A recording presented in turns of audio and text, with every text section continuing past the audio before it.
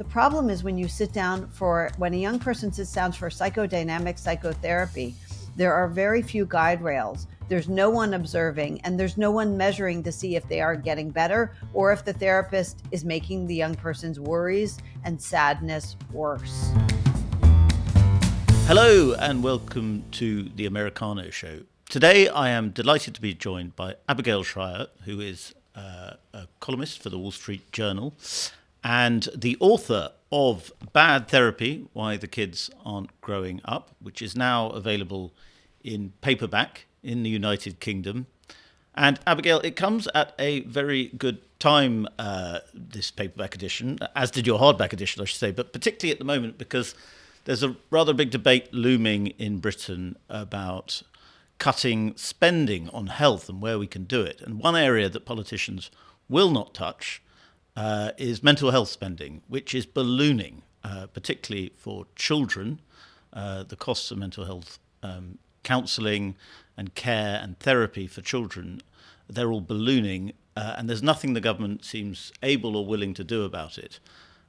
Your book rather suggests that we're actually making that problem worse by putting so much emphasis on it, does it not? Yes, that's right. I mean, if you look across the West, it's not just the UK. If you look across the West, in the last, several decades, our funding and treatment for things like depression and anxiety have increased. So have the rates of those maladies. So in other areas where we expect that with the rise in treatment, with the greater sophistication of treatment, with the greater prevalence of treatment, we expect the problem to go down, right? Think about tooth decay and the availability of dental care. But with this problem, the more resources we pour into it, the more medications and psychiatric drugs we give young people who are suffering with the blues, it not only doesn't seem to help, but their problem seems to be getting worse. So we know at the very least we're not helping. That's quite clear, I think. The question is whether our treatments are counterproductive, and I believe that they are. Well, at the start of the book, you talk about your own experience with therapy, and you then make this excellent point, I think, that you as an adult, and all adults, are able to say, okay, this therapy isn't really working for me, I'll stop. There's a sort of balance between you and the therapist. But when it comes to children, this problem of iatrogenesis, I think it's called, it gets worse because there isn't that balance, and children don't really understand what the therapist is doing to them. They don't have any autonomy. That's exactly right. Remember that what I want people to know is that therapy for an adult is really a totally different project from therapy for a child. And here's the reason. First of all, if an adult seeks out therapy, they're making that choice. They're saying, I need to do some work, or I think I could use some extra help with this. And they're making that decision, and you have their buy-in. And then they can they know themselves well enough to sort of help guide the therapist to say, I think I've misrepresented my mother. I think I need to do a better job of explaining this. But with a young person, an adolescent who goes into therapy, at 14, 15, they're not really in a position to say, listen, I maybe my mother went overboard, but I wouldn't call her toxic. And the problem is because they don't have that perspective, and it wasn't their choice to go to the therapist in the first place. Usually they're strong-armed by an adult. You have a situation where the therapist is basically pandering the child to get their buy-in. And at the same time, there's no guardrails, because the child doesn't have the wherewithal to push back. Now, all of this is not nearly the same problem if a young person has a clear, mental disorder. So if the young person is suffering with anorexia, it focuses the mind. The therapist says, let's get in there, let's do the treatments, and we can measure if it's getting better, right? Are you putting on weight? The problem is when a young person sits down for psychodynamic psychotherapy, there are very few guide rails. There's no one observing, and there's no one measuring to see if they are getting better or if the therapist is making the young person's worries and sadness worse. Is a large part of it this verb parenting? Because I've heard one of our writers, Jenny McCartney, a while ago wrote a piece saying problems started to begin when parenting went from being parent to parent, became a verb rather than being a noun, and that actually parenting is extremely hard. It's difficult to do, and because we all lead busy lives and so on, we are increasingly outsourcing an important part of the emotional upbringing of our children to therapists and counsellors and so on. If you enjoy what we do here at Spectator TV, then why not subscribe to the magazine as well? If you subscribe today, you'll get 12 weeks for just £12, plus a free £20 John Lewis and Waitrose gift card. You can sign up at spectator.co.uk/TV offer. Absolutely. I agree with that completely. It turns out what kids really need, and this has been measured, this has been studied, not by me, but by academic psychologists. There's wonderful research on this. Things that they need are authority in the home. They need authoritative parents, which doesn't mean cruel or unloving, just parents who set down rules and present themselves as the authority. Those kids with authoritative parents do better on all kinds of metrics. Not only success, but rates of anxiety and depression are far lower for those children. They need loving community, the same people around them who love them over time, not the nanny you hired, but cousins, extended family, and neighborhood kids, kids who really care about them, people who really care about them over time. And they absolutely need independence in the world, a feeling of efficacy, a feeling I can do things for myself. And the problem is we're not giving those kids those things. We're giving them way too much technology. They're spending way too much time in therapy and in therapeutic practice of focusing on their feelings and themselves. And these kids trapped in their heads with too little of the furnishings of a healthy life. And then we just pour in mental health resources, and it does not remediate the problem. You mentioned technology there. Smartphones seem to have come along at a particularly bad moment when child mental health was already getting worse. Right. And that we seem to have thrown smartphones on. If you were to give it a sort of percentage, what percentage of the mental health crisis among children is generated by their use of smartphones compared to just the fact that they are over-therapized? I think that if you removed smartphones, it would be probably one of the most significant things you could do to improve mental health. There's no question. And here's why. I believe because it's doing the same thing that therapeutic culture is doing. It's always leading a child back into their own head and isolation so that they ruminate on their sad feelings, their feelings of being left out, their feelings of lack of connection to others, their feelings of hopelessness. The content on social media, unfortunately, it provides none of the wonderful mental health benefits of in-person community and in-person companionship, and it increases a young person's focus on themselves. And I'll just give you one statistic.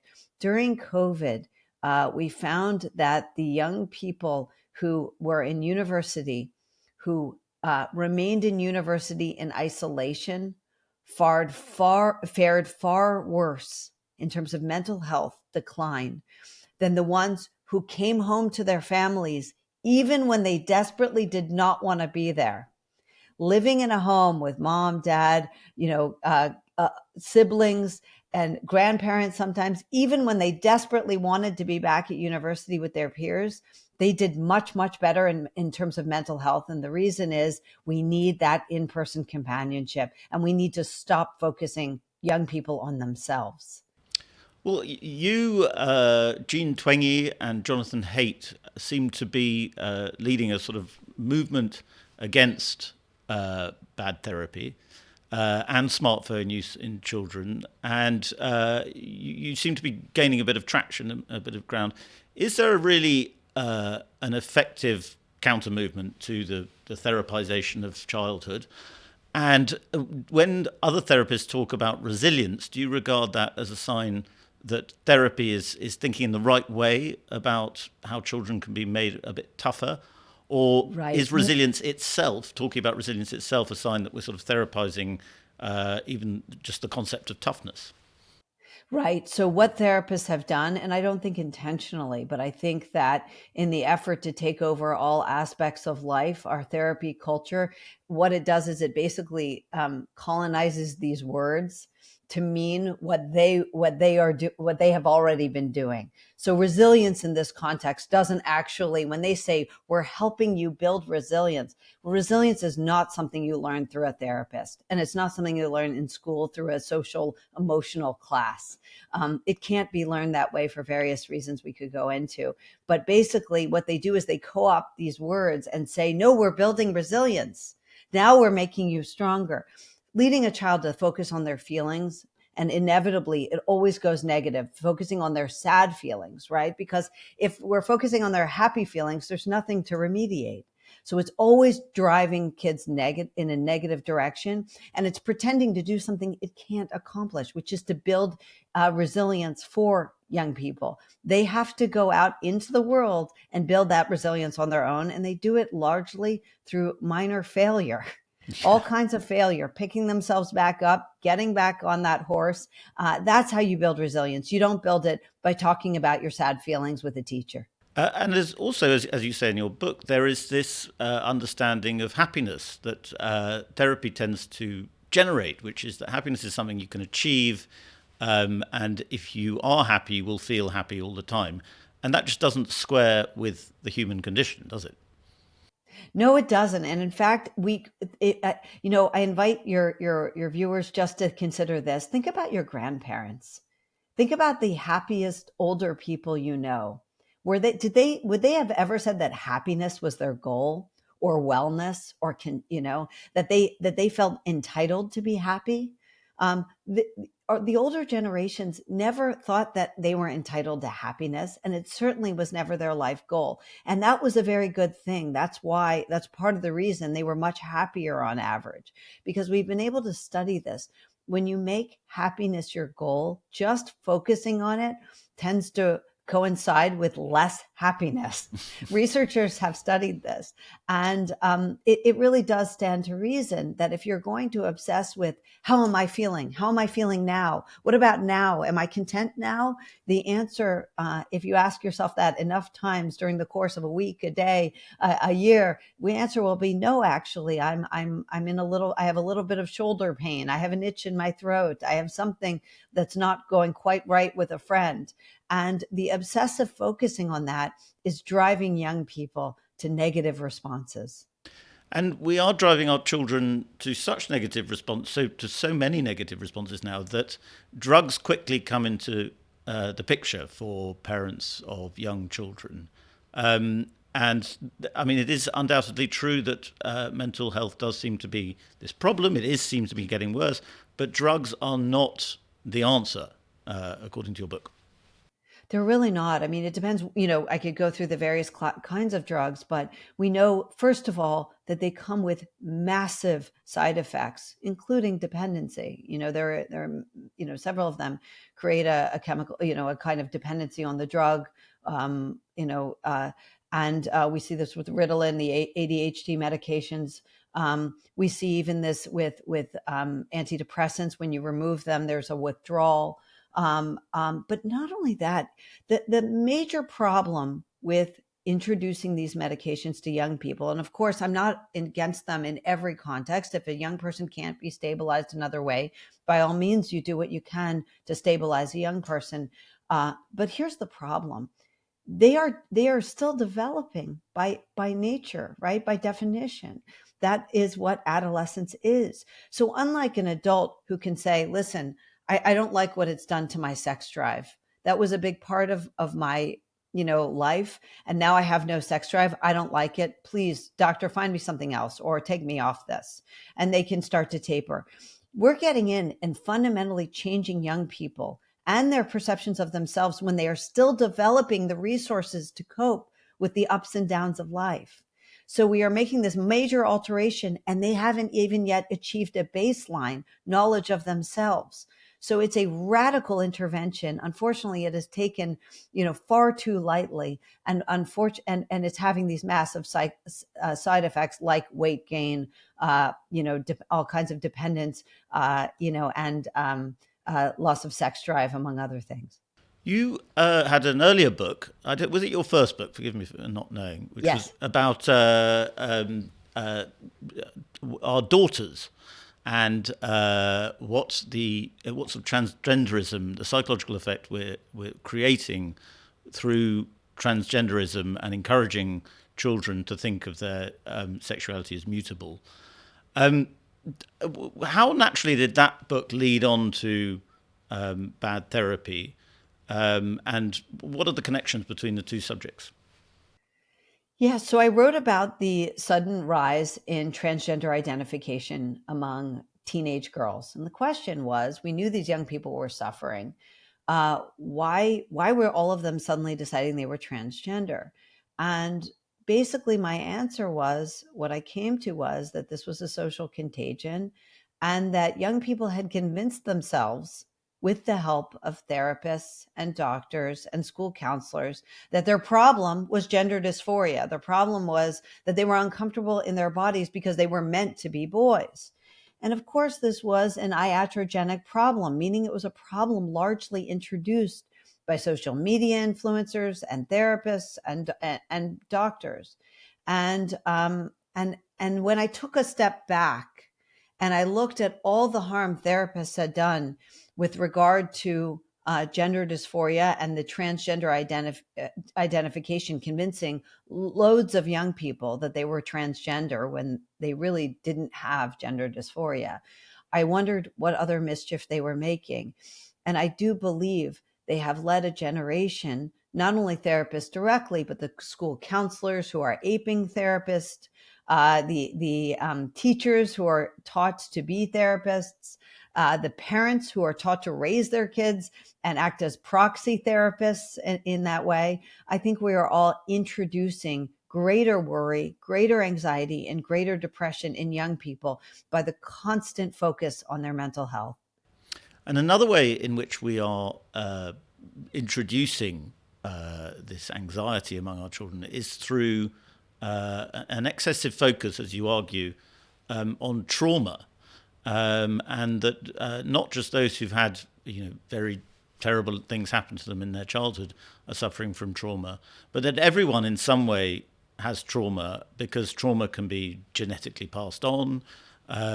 Minor traumas can actually be major traumas, and the whole sort of traumatic industrial complex, as it were, That's right. Feeds into that over and over and over again. The mind is such a powerful thing. And unfortunately, if we focus on something or we can very easily convince ourselves that we have this thing. And we're doing this with trauma.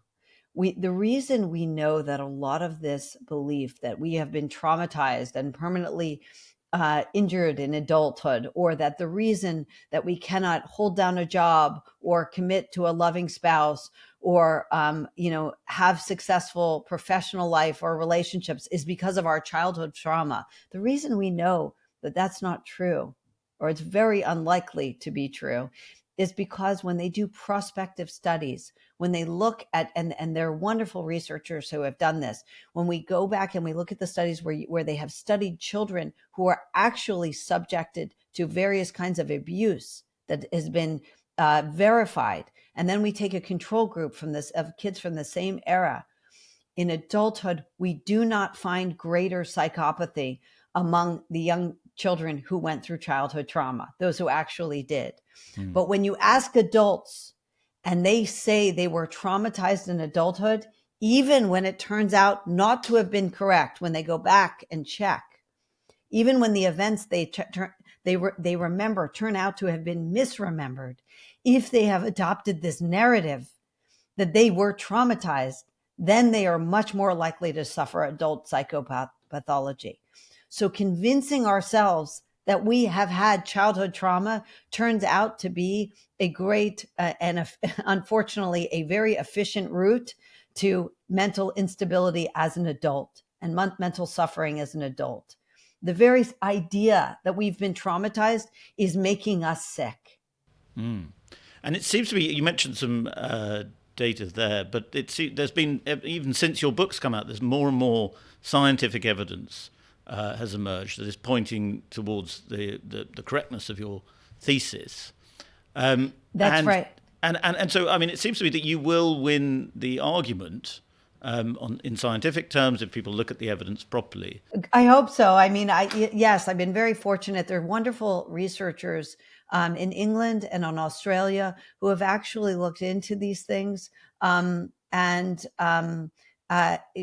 at Oxford and there have been studies in Australia where they looked at young people who went through social emotional programs at school. And they found, and these were very rigorous prospective studies that have now been done, and they found that the young people emerging on the other end, they had a control group, and the young people who had gone through the social emotional training to help allegedly help them deal with their emotions and make them more resilient actually ended up less happy, more anxious, and had poorer relationships with their parents. And one thing to note is you might wonder why poorer relationships with their parents at the end, because young people, who's in charge of young people's, welfare? At the end of the day, convincing young people that they've been traumatized inevitably leads to a criticism of their family that was really supposed to protect them. And so, unsurprisingly, they ended up with much worse outcomes. And that's what we're seeing. It's been proven now through a series of studies, or there's good, strong indication of it through a series of studies now. And I do hope that we will shift our focus away from this obsessive focus on mental health. Isn't the great obstacle, though, guilt, parental guilt particularly? Because a large number of people have put their children on drugs. A large number of people have therapized their children. And so to win this argument, you have to convince parents that they've made a mistake that they're probably, without wanting to get too psychoanalytical myself, that they're probably going to be unwilling to confront. I hope they can confront it, because the stakes are actually of changing course are not that great, and meaning they don't have that much to lose by changing course. Okay, if you put your kid on ADHD medication, you can talk to a doctor about how to taper off of that. It's never too late, and that's your child. I mean, that's your young person, or at least I hope it isn't too late. And I don't believe in most cases it is. See, I think the bigger problem is a loss of parental confidence. And you know what? We all make mistakes. It's no big deal. We're going to make mistakes in parenting. Fortunately, it's not a job. It's a long relationship, and there's time to correct course.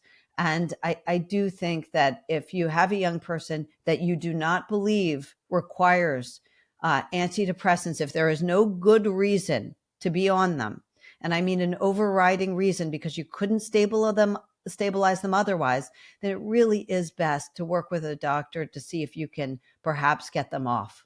Well, I hope you are proven right in the fullness of time. Abigail Shrier, thank you very much for coming on to the Americano show. Thank you so much for having me.